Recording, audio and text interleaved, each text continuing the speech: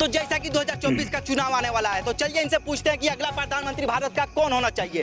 तो आपके हिसाब से भारत का अगला प्रधानमंत्री कौन होना चाहिए, नरेंद्र मोदी या राहुल गांधी? हम। तुम प्रधानमंत्री बनेगा? अच्छा, मान लो तुमको एक दिन के लिए देश का प्रधानमंत्री बना दिया गया, तो तुम देश के लिए क्या करेगा? हम चाइना में मिसाइल छोड़ देंगे। अच्छा, और अगला दिन चाइना हम पे मिसाइल छोड़ दिया तो हम क्या करेंगे? हम तो एक दिन के प्रधानमंत्री, अगला दिन मोदी जाने।